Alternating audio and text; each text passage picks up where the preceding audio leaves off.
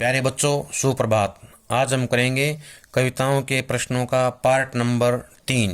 पहला प्रश्न है, उषा कविता में चौका किस से लिपा हुआ होने की बात कही गई है? गोबर, मिट्टी, राख, लाल खड़िया, चौक। तो यह आएगा राख से लिपे होने की बात कही गई है। उषा कविता में किस रंग की खड़िया चाक मलने की बात कही गई है? नीली, पीला, सफेद, लाल। तो यह आएगा लाल खड़िया चाक। काली सिल किसके लिए प्रयुक्त हुआ है? रात के लिए, अंधकार के लिए, सूर्य के लिए, आकाश के लिए। तो यह आएगा आकाश के लिए। नीले आकाश में उदय होता हुआ सूर्य किसके जैसा प्रतीत हो रहा है? सिंदूर के समान, शंख के जैसा, गौरवर्णीय सुंदरी जैसा, झील के समान। तो यह आएगा गौरवर्णीय सुंदरी के जैसा। प्रातः कालीन आकाश जो होता है किसके समान बताया गया है? केसर के समान, सिंदूर के समान, झील के समान, शंख के समान। तो आएगा शंख के समान। राख से लिपा हुआ चौका किस भाव को व्यक्त करता है?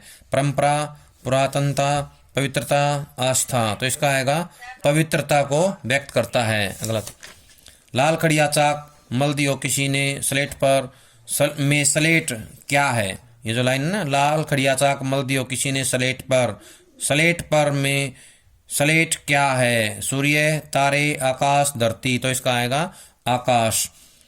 उषा कविता में बहुत काली सिल की किससे धुलने की बात कही गई है? खड़िया, पानी, लाल केसर, वर्षा। तो आएगा लाल केसर से धुलने की।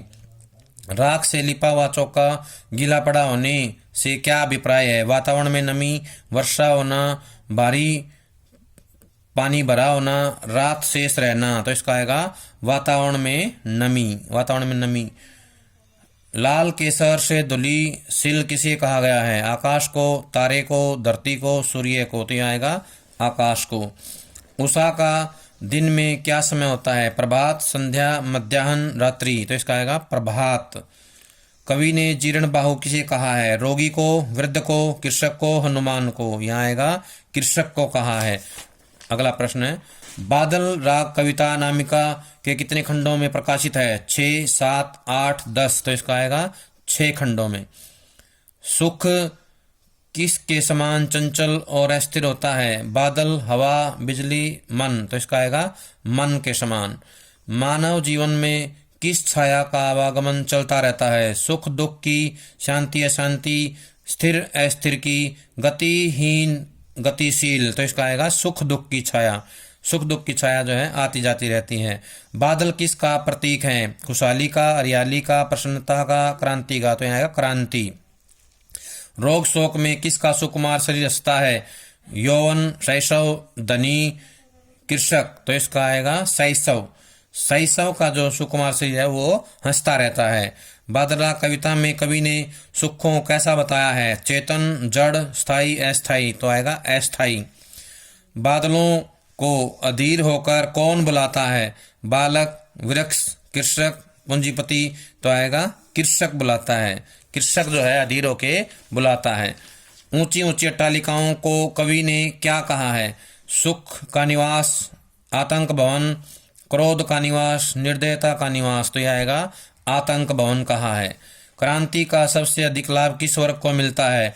निम्न वर्ग, धनी वर्ग, पूंजीपति वर्ग, सत्ताधारी। तो इसका आएगा निम्न वर्ग को मिलता है। आतंक अंक पर कौन कांप रहे हैं? निम्न वर्ग, पूंजीपति वर्ग, कृषक वर्ग, मजदूर वर्ग। तो आएगा पूंजीपति वर्ग। तेज बरसात से कौन धराशायी हो जाते हैं? छोटे छोटे पौधे, बड़े बड़े वृक्ष, पर्वत, तीनों। तो आएगा बड़े बड़े वृक्ष। रुद्र कोश है, शुभ तोष है। यहाँ रुद्र शब्द का अर्थ क्या है? क्रोधित, रुका हुआ, भरा हुआ, खाली। तो इसका आएगा रुका हुआ। रुका हुआ जो इसका मतलब होता है। रुद्र रुका हुआ हो गया, कोश खजाना हो गया, शुभ हो गया खिन्न, तोष हो गया संतोष। ये इसके अर्थ अन्य है। जीर्ण बाहु है शीर्ण शरीर में। शीर्ण शब्द का क्या अर्थ है? शीर्ण, घायल, विशाल, मोटा। तो आएगा शीर्ण। शीर्ण इसका अर्थ है। अगला है, शुद्ध शब्द का अर्थ क्या है? क्रोध, नीरस, खिन्न, लालच। तो आएगा खिन्न इसका अर्थ है। बादल किस प्रकार की कविता है? छायावादी, प्रगतिवादी, प्रयोगवादी, स्वच्छंदतावादी। तो इसका आएगा प्रगतिवादी कविता है। निराला ने किस छंद में रचनाएं लिखी हैं? दोहा छंद, चौपाई छंद, मुक्त छंद, सोरठा छंद। तो यहाँ आएगा मुक्त छंद में। बादल राग कविता में आकांक्षाओं से क्या भरी है? रणतरी, माया, मानवता, चेतना। तो इसका आएगा रणतरी। रणतरी भरी हुई है। गगन स्पर्शी कौन है? बादल, मृदा, मणि, मत्स्य। तो आएगा बादल। बादल गगन स्पर्शी हैं। विप्लव शब्द का अर्थ क्या है? शांति, भ्रांति, क्रांति, किसान। तो इसका आएगा क्रांति। क्रांति जो है इसका अर्थ है।